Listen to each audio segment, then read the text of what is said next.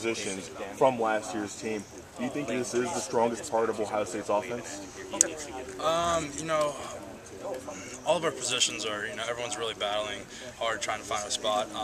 I think all our positions on the offense are really doing great. The quarterbacks, wideouts, and offensive line. This has probably been one of the toughest group of offensive linemen that us defensive linemen have gone against the past couple of years. Last year's was a really tough defense or offensive line, as well as this year's.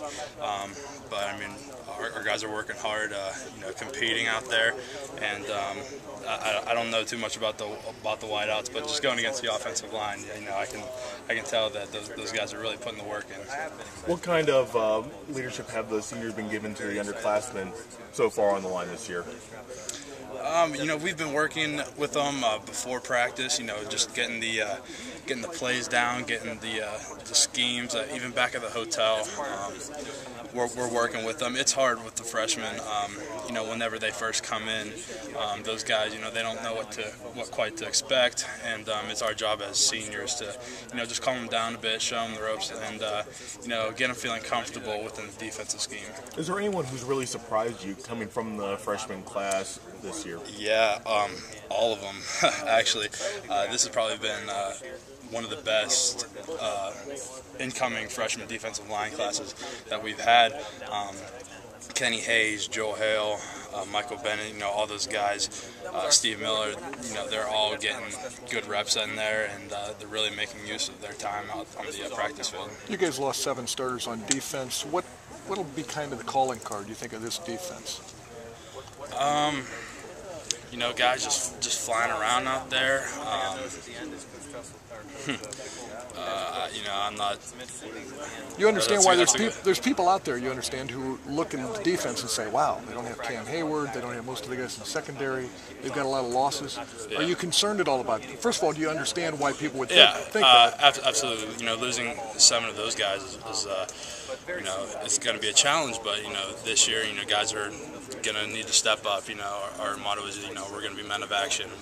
We're going to need guys to step up this year for those guys that we lost, and I think we have the right guys to do it. How would you characterize this training camp? John Simon was just saying it flew by. And I know there's still, you're kind of in that in-between week where the game's still 11 days away, but yeah.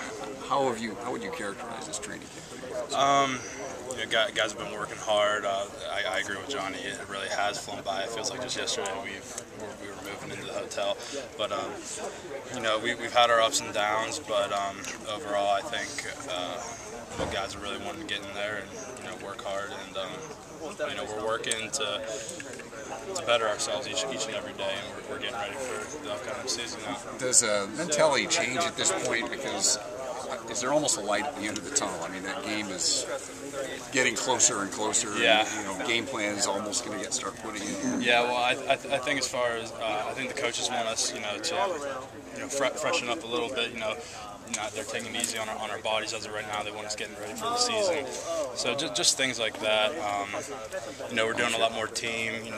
Trying to condition ourselves. We've been conditioning this entire time during the summer, and.